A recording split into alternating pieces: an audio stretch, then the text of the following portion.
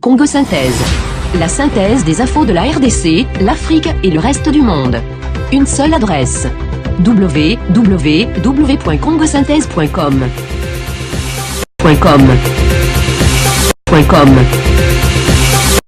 Maloba. Donc Bokosa nini sikoyo calendrier za molai bino siko bokosa la nini. Maman, est-ce que tu as le droit même il y a aucun changer calendrier? Et ça biloko déjà ba mouvancier il y a tu vois ba mouvancier ba mouvancier il y a ba député ba utio le kawana. Oh bazo toucher mon petit c'est quoi? Bazo ça eloko mon côté. Et d'ailleurs 50% na bango baza la 4 ya hémicycle. Baza ta na sonité ya koya lisusu ya kosenga la parole. Pour voter, on vient 30 minutes, on vote. Et après ça, on rentre, on est heureux.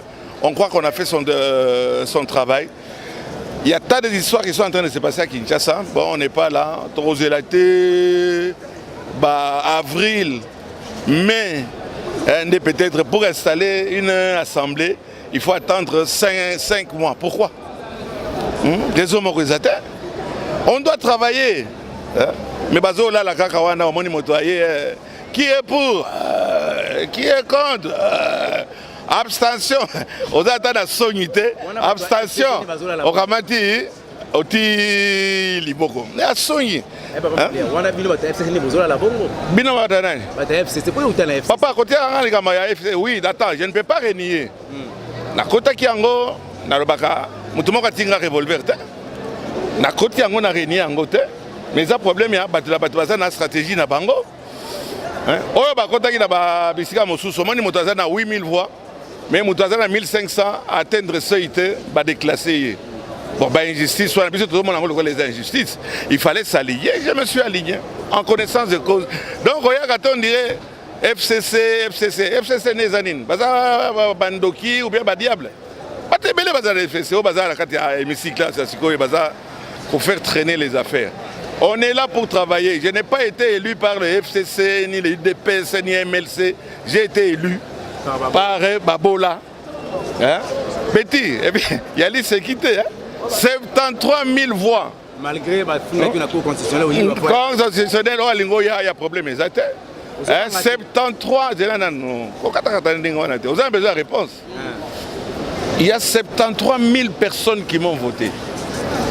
On a 37 na Selembao, 38 na Funa. Mais il y a plus de 75 000 personnes qui m'ont voté. C'est à eux que je dois rendre compte. Nazana Bapoint, qui même président de l'Assemblée au Bakotier Wana. Nalekiye d'Abapoint. Alors il ne faut pas venir me raconter FCC ou bien Facebook, etc. Nasa Kunate. Nazana besoin n'a pas de moussala. Mir moko euti okoya sasikoyo. Bana 4 bakufina mama na bango. Pona nini honorable déshonorable député moko akangi lopa nani balabala. Akangi ba niveau batu bazo okufa mais aza déshonorable. Nous avons besoin de dénoncer. Ah wa moussala nangé ozala ko dénoncer. Bayuma moko boye baye mais yo zala ki ministre. Oye lisusu awa, oye ko senga lisusu ozonga. Pana ko sala nini? 2 mandats ozala ki awa. Voilà biloko tozo mekake. Di ko yela ngana batu ba FCC na ba Facebook wana te. Honorable Léon, leur point de vue sur démission et à président provisoire et assemblée. Bon, c'est tout à fait normal. Il faut choisir. On peut démissionner dans l'Assemblée provinciale. Puisqu'on ne peut pas cumuler na ganga filte, na provincial, na national. Na tigale à part tout tungisa bango, na tungisa bango. Et la continuité te. Bazol ngomé ma continuité na assemblée. Oh bazo ça il comment dire qui est pour perdiem wapi.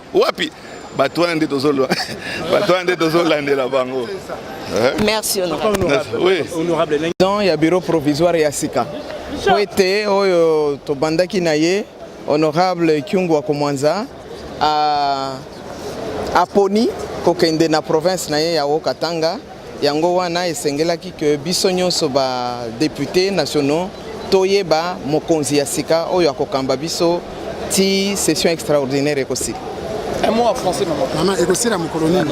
Oui, tu as dit que tu as bandaki. C'est mon acquis, on se soye.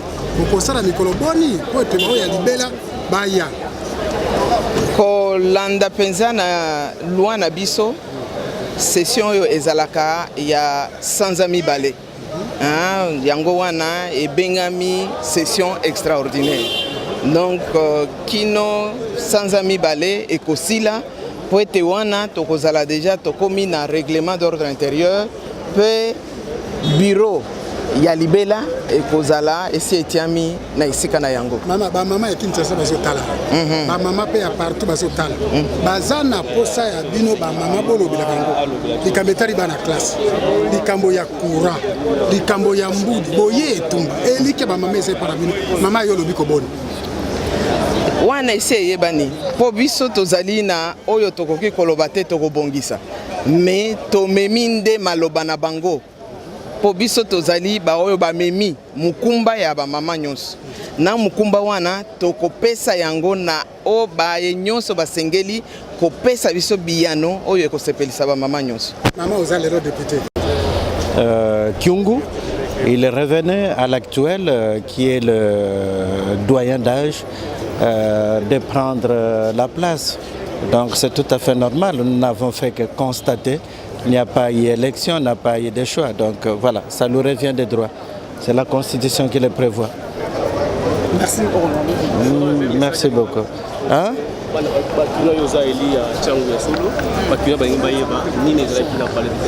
Bon, mon collègue n'a parlé du peuple toye koponate, mais toye comme on a moto azali doyen d'âge après ancien président Kyungu oyo asengeli akamba Assemblée nationale et tout comme on a eu donc après choix oyo collègue Kyungu Salaki il a commis présent à l'Assemblée nationale. Donc, tout ça, le vote était et l'autre côté, la constitution a dit que le bongo. Merci. Non, mais tu as combo combo ya dirigeant assemblée.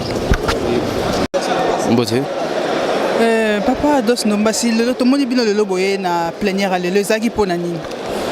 Bon, ils allaient qui plus pour la communication. Et puis présentation, bien sûr, il y a lettre à démission, il y a président Kyungu. Et puis on va présenter Bisso, le nouveau président. Il y a on va remplacer le président provisoire Kyungu. Et puis suite, il y a l'activité dans Bisso. Autorossal a déjà élaboré règlement intérieur où il a dirigé Bisso pendant 5 ans. Est-ce que si vous continuez à être provisoire, na président provisoire? Normalement, c'est le mois de mars. C'est le mois de mars, nous avons fait cours constitutionnel après sa liste définitive. Il y a des députés nationaux. Donc voilà, tout ça a maintenant choix. Il y a président et assemblée nationale. Et puis nous allons évoluer mollo petit à petit quoi. Et déranger t'es que il y a papa Kyungu, baba Kyungu. Non, il dérangeait. Pourquoi il dérangeait? Il dérangeait à Tamukete. Je pense qu'il a fait un choix. Il faut voir au bout ça que M.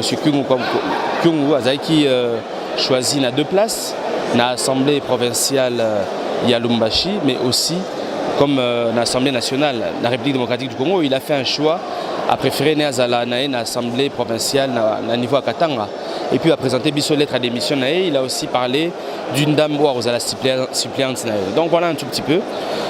Il faut déranger le Romoroté. Je pense que la personne qui vient de le remplacer, Azali, est responsable. C'était aussi un habitué il y a l'Assemblée nationale. Donc bref, il est galant dans l'amour. Est-ce que tout le monde qui est na Goma pour continuer kaka pour dénoncer bobino résistance pacifique ti mukoloni boko tika na bino gate ah to tika po une moment ngai likamo ezali likamo vérité des urnes olingi bokamba Congo oyo na lokuta non nanga malunga ya la muka to lebi clairement tout ça la résistance pacifique calmement. Devoir de mémoire oblige. Nous devons changer ce pays. Nous devons changer notre manière de réfléchir. Vous comprenez? Nous devons changer notre manière de réfléchir. Du côté de la Mouka, nous avons clairement dit que nous allions être tribalistes. tokozopé mindu kité tokosima ba arme pété mais peuple congolais faut ayeba makamuni ne salamaki sur le plan pacifique totinaki mikana mosusu na niveau ya Union africaine ba mikana mosusu na ba tribunaux internationaux mosusu malembe la vérité ekoyebana c'est le plus important. Siko malembe vérité ngo ekoyebana mais aussi longtemps bango kuna bakubasi ba ezali mo mboka comment Félix Antoine Tshilombo, c'est déjà deuxième vice-président à niveau de l'Union africaine. C'est pas ça le problème. Le problème est que vous avez 5 ans. Vous avez 5 ans, vous la 50, la 50, Tokoloba, Tina Souka. Maman, il faut y avoir une chose qui est importante. Au moment où ils travaillent, la Moukezo Sala, ils travaillent avec un devoir de mémoire. Ceux qui sont salés en dans 5 ans, vous aurez des élections et vous allez encore plus pire que les cas. Et vous avez des élections au Kabola Congo. Kabola Congo, c'est pour ça que nous disons clairement au peuple congolais, à cela qui acte Moko. Le peuple congolais avait posé un acte. Et cet acte, c'est là qui a choisi Martin Fayulu. Pourquoi Bibiso Victoire?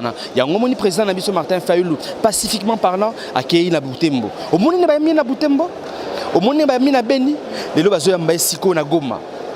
Vous comprendre? C'est pour vous dire que le peuple congolais c'est là qui chouanae et chouanae c'est là qui Martin Fayulu. Bayi Bibiso Victoire. Ok. Les loyaux, total la président Félix Tshisekedi n'enga Kamambo Kango. Mais tout le monde a pu depuis qu'il a eu pouvoir en paix. Tout le monde l'avait bien dit. Tout le monde a pu changement malheureusement. Bref. Moninga attendre bino loboko le biboya to sangé. Maman Nangaï, avant de faire Moninga Mbote, il faut que l'on ait hypocrisie. Reprendre. Avant de faire Moninga Mbote, il faut qu'on ait des boulous. Le trou où ils ont les bossos n'abisso. Sinon, tu repères ça dans Mbote. Les boulous sont nene. Ceux qui les boulous sont tonine. On a repéré ça dans Mbote et puis on a monté ça dans Nengena. Pendant 37 ans de lutte, lobby, on réclamé vérité des urnes. Pendant 37 ans, les Kamoisali, il y a gagné démocratiquement parlant. Quand on dit qu'on organise des élections, les élections sont transparentes et crédibles. Voilà, c'est ça la démocratie. Et ça c'est parce qu'il y a aussi 50 ans de combat, au poli, mais pas dans ces 50 ans de combat. Non, c'est pas ça. Le combat, nous voulons avoir une république démocratique, la République démocratique du Congo, Yamakasi, forte, sur des bases solides. Maman Nangaï, Congo Nabiso est constipé. Le Congo a mangé trop de mensonges. Le Congo a mangé trop d'assassinats, trop de Lukuta, trop de Yamabe. Aujourd'hui, nous devons évoluer. Ce pays doit s'améliorer. Ce pays doit changer. Et pour que ce pays change, il faut se baser sur la vérité. Voilà. Ce qui est honorable, Toro Kende, Malembe, bon, la vérité des urnes. Pour la Nini, mon amboka Martin Fayulu, a travaillé a travaillé tout en étant député. Pour Bimagi Naïpe. Oui, mais après si c'est plein d'ailleurs, il y a un siège à Bissoté. Pour la Nini. Azana et Toumba Moussous. Et Toumane Zali, que Yéné Azali président élu Narata Congo. Vous comprenez? Toumane est un côté de la députation nationale, député suppléant a représenté au niveau de l'Assemblée nationale. Voilà. Est-ce que au niveau de la base, est-ce que vous avez déjà temps de déjà constat Nino Penza, Nino et ses alliés, ça déjà constat déjà Mabé. Mais toujours quitter les sous, toujours déjà un week-end, toujours Makala, Kalamu, voilà, couper Sabato, merci. Et puis nous allons mettre en place un parlement de rue. C'est-à-dire,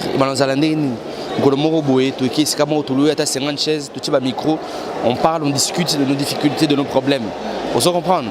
Voilà. Donc, en tout cas, je tiens à remercier Bato Ponaki Bisso.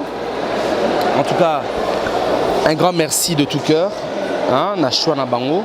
Surtout habitant cette commune Yafuna. Nakanisi Banakalamu, Bandal, Ngirengiri. Makala Bumbu Selemba, donc voilà quoi. En tout cas, un grand merci du fond du cœur, Kassavubu. Un grand merci du fond du cœur. Il faut comprendre que Lamba Zali, symbole, il y a humilité premièrement. Au moins, pour rediriger le Congo, il faut beaucoup d'humilité. Sans humilité, Congo, je n'ai pas besoin aujourd'hui à Rolata, Veste, ceux qui à Versace, ceux qui s'appatent à Weston pour défendre le Congolais. Non, c'est les idées. Cet habit représente le travail. Nous devons impérativement travailler pour la République démocratique du Congo. Donc voilà, grand merci à tous les électeurs. À très vite. Question à Souka, honorable rencontre, il y a ancien président, nouveau président élu.